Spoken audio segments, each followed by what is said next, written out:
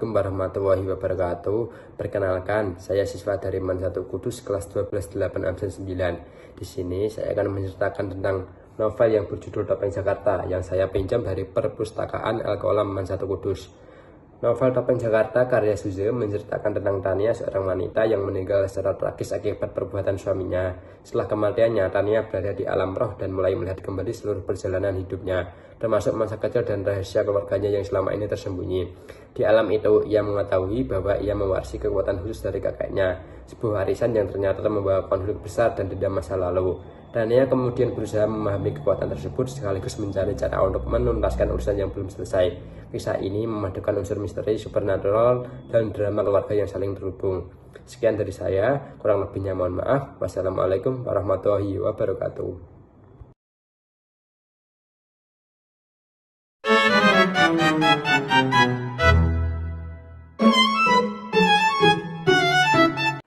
Assalamualaikum warahmatullahi wabarakatuh. Perkenalkan, nama saya Isara Kaifiat, absen 14.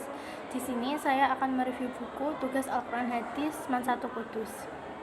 Di sini saya akan mereview buku yang berjudul Mama Juga Manusia karya Eliani Angkasa-Fitri.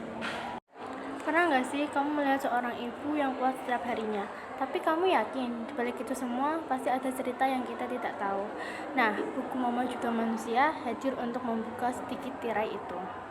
Buku ini menjelaskan tentang kisah Sundari, seorang perempuan yang menjalani banyak peran sebagai seorang istri, ibu, perantau, dan sebagai manusia yang masih terus berproses. Dengan gaya cerita yang hangat, kita diajak mengikuti perjalanan hidupnya. Di dalam buku ini, Sundari melewati berbagai musim hidup, mulai dari menikah, pindah ke Britania Raya, membesarkan 2 anak, menghadapi rasa kehilangan yang mendalam, hingga belajar menemukan dirinya kembali setelah badai lewat. Yang menarik dari buku ini, penulis tidak menampilkan ibu sebagai sosok sempurna yang selalu kuat. Justru ia menunjukkan sisi manusiawi seorang ibu yang bisa lelah, bisa bingung, bisa sedih, tapi tetap berusaha. Setiap bab di dalam buku ini dipenuhi renungan kecil yang rasanya dekat sekali dengan kehidupan, bahwa seorang ibu tidak wajib menjadi supermom, tidak harus bisa semuanya, dan tidak harus kuat setiap saat. Dalam hidup, kita semua mempunyai musimnya masing-masing, ada masa bahagia, ada masa berat, dan setiap musim mengajarkan sesuatu. Hikmah yang dapat diambil dari buku ini yaitu yang pertama, menjadi ibu bukan tentang kesempurnaan, tetapi tentang ketulusan. Kedua, merawat diri bukan egois, itu kebutuhan. Ketiga, setiap perjuangan ibu itu valid meskipun tidak selalu terlihat. Keempat, kehilangan, kegagalan, dan rasa lelah bukan akhir, melainkan bagian dari proses menjadi lebih kuat. Yang terakhir, keluarga bukan hanya soal membesarkan anak, tetapi juga membesarkan diri sendiri. Kelebihan yang terdapat dalam buku ini yaitu yang pertama, ditulis dengan gaya storytelling yang ringan, hangat, dan relate untuk para ibu. Yang kedua, isi buku menyentuh sisi emosional, membuat pembaca merasa dimengerti. Yang ketiga, refleksi di setiap bab sangat membantu pembaca memahami pesan yang mau disampaikan. Yang keempat, cocok sebagai bacaan self-healing dan motivasi.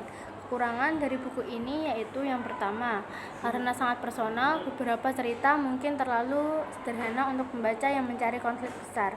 Yang kedua, pembahasan lebih fokus pada pengalaman ibu rumah tangga.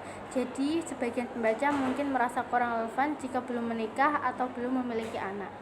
Sekian yang dapat saya sampaikan. Wassalamualaikum warahmatullahi wabarakatuh.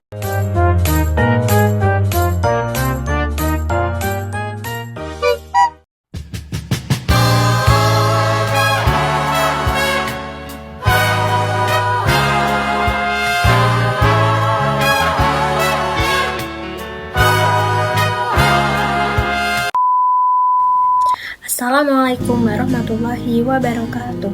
Hai semuanya, perkenalkan nama saya Kezia Dianata dari kelas 12 MIPA 8 MAN 1 Kudus. Today I want to share a short story from beautiful book Anak Hati Surga.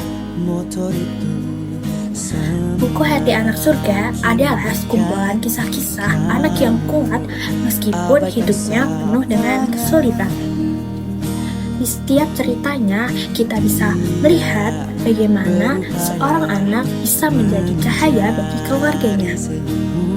ada yang hidup dalam keterbatasan, ada yang hidup dalam masalah keluarga, dan ada yang kehilangan, tapi tetap harus tegar, tetap berusaha, dan tetap percaya pada harapan.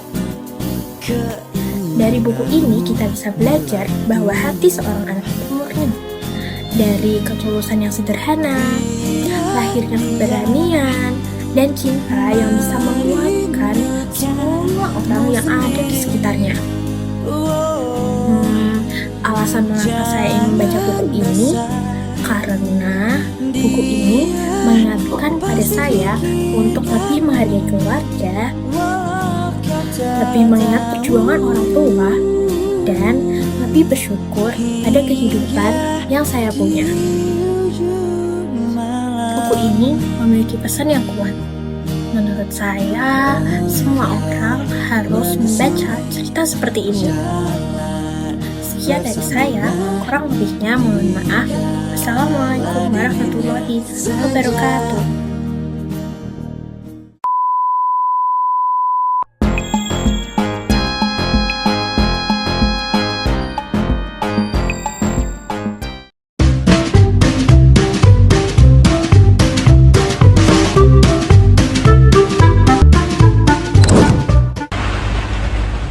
Halo teman-teman semua, nama saya Wildan Jauhari, siswa dari MAN 1 Kudus. Saya akan mereview sebuah buku yang saya pinjam dari perpustakaan Al-Qolam MAN 1 Kudus. Begini tampaknya. Buku yang saya review ini berjudul 0 MTPL karangan Nurwina Sari. Ini tentang sebuah tokoh yang bernama Rangga Raja setelah ia melakukan pendakian 3726 MTPL yang ia rencanakan bersama Andini Hanura. Di puncak Rinjani, ia bertemu dengan orang baru yang menyenangkan bernama Lanina. Dan dari kehidupannya yang sekarang ini, ia juga ketemu dengan teman lamanya yang bernama Nadia Sahara. Kedatangan Nina dan Nadia membentuk hal-hal yang baru dan berkesan. Tapi tentang Andini Hanura masih cukup indah untuk seorang Rangga. Novel ini memiliki gaya penulisan yang puitis dan selaras sehingga kita para pembaca mengerti tentang alur cerita dari buku ini. Kisah yang sangat romantis, namun di dalamnya memberikan banyak pelajaran untuk kita selaku pembaca. Tidak hanya itu, dari buku ini, dari buku 0 MTPL, kita diberikan pengajaran untuk harus terus melangkah maju dan berdamai dengan masa lalu untuk mengambil setiap langkah untuk masa depan kita yang cerah. Air laut tidak pernah berubah rasanya, manusia juga begitu. Sekian review dari saya. Mohon maaf bila ada salah kata maupun kata-kata yang kurang berkenan. Wassalamualaikum warahmatullahi wabarakatuh.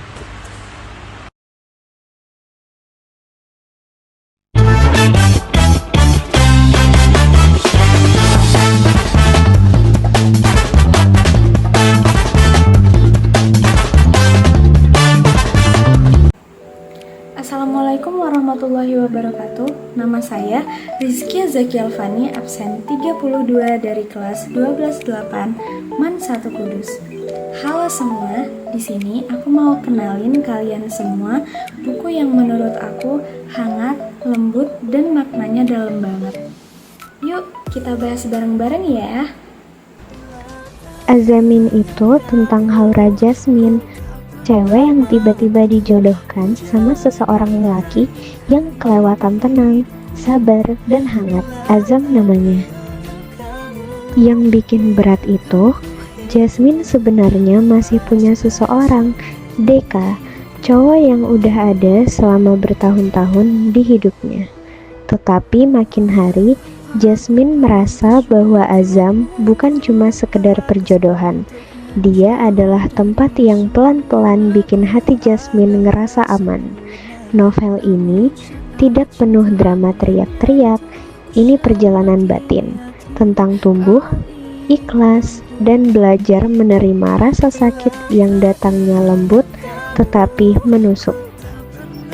Yang aku suka dari Azamin adalah cara ceritanya tuh halus banget.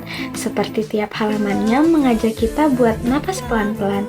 Bahasanya puitis, karakter Azam itu sangat bisa kita kagumi dan konfliknya bukan sekedar cinta-cintaan, tetapi juga tentang pilihan hidup, rasa takut, dan cara kita nerima orang yang datang ke kehidupan kita secara mendadak. Tetapi di beberapa bagian ritme bukunya ini agak lambat. Terus terkadang Jasmine insecure yang bikin pembaca menjadi gemas. Tetapi secara keseluruhan vibes bukunya tuh healing, benar-benar menyentuh dengan cara yang tenang. Kelebihan novel ini yaitu bahasa lembut dan puitis. Azam itu definition of warm man, konflik emosional dalam dan relate, banyak pelajaran soal ikhlas dan tumbuh, dan yang kelima, nuansa religiusnya halus dan nyaman. Adapun kekurangan dari novel ini yaitu yang pertama, ritme beberapa bagian sedikit lambat. Yang kedua, Jasmine insecure sekali. Yang ketiga, drama Deka kurang digali lebih dalam lagi.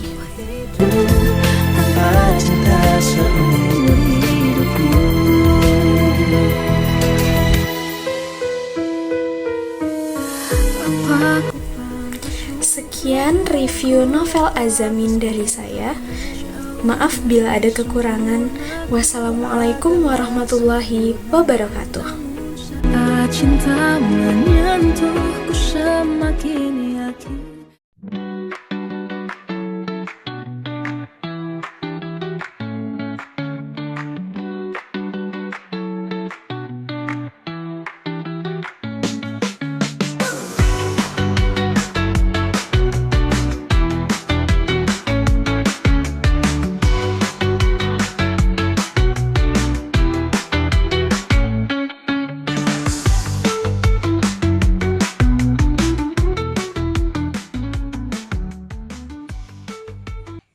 Assalamualaikum warahmatullahi wabarakatuh. Halo teman-teman, saya Yunda Nursaidah Yakia, siswi dari MAN 1 Kudus.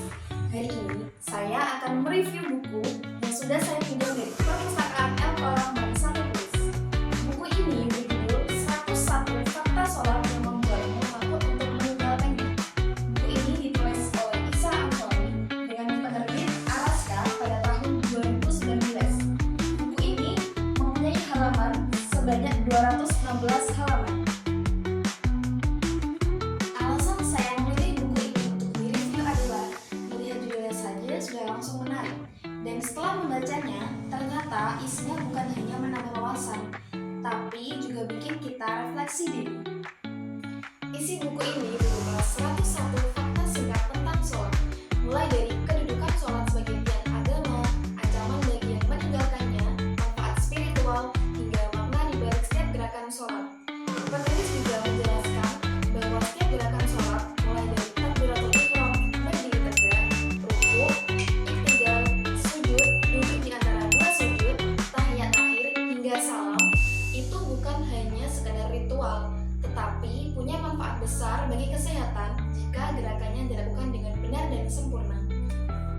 Misalnya, rukuk dapat melenturkan otot punggung, sujud dapat mengalirkan aliran darah ke otak, dan duduk di antara dua sujud dapat membantu pernapasan lebih stabil. Yang membuat buku ini semakin kuat adalah setiap fakta-faktanya disertai dengan dalil-dalil Al-Quran dan hadis Rasulullah. Misalnya, penulis mengutip surah Al-Ankabut ayat 45 yang menjelaskan sholat yang mencegah perbuatan keji dan munkar, dan hadis-hadis yang terkenal seperti hadis riwayat Tirmidzi yang berbunyi, amalan pertama yang akan dihisab pada hari kiamat adalah sholat. Jadi, buku ini memuat penjelasan yang mempunyai landasan syar'i yang jelas. Buku ini memiliki beberapa kelebihan, yaitu penjelasannya yang langsung masuk ke inti masalah atau tidak basa-basi. Selain itu, disertai juga dalil-dalil dan hadis-hadis yang lengkap dan terpercaya. Isinya juga persuasif, sehingga membuat kita menjadi lebih merefleksikan diri tanpa merasa digurui. Bahasa yang digunakan juga ringan, sehingga cocok dibaca oleh siapa saja. Dan 101 faktanya mudah dipahami, dan kalau dibaca secara cepat pun intinya akan tetap masuk. Namun, kekurangannya, beberapa fakta ini kurang spesifik. Kadang penjelasan yang diberikan terlalu singkat, sehingga memungkinkan pembaca untuk lebih membutuhkan penjelasan yang lebih detail.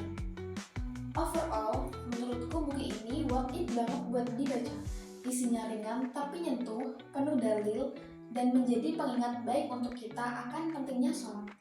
Jadi, kalau kamu mau cari buku agar kamu bisa lebih menyempurnakan sholatmu, aku rekomendasiin kamu untuk baca buku ini. Sekian review saya, semoga apa yang saya sampaikan dapat bermanfaat untuk semuanya. Wassalamualaikum warahmatullahi wabarakatuh.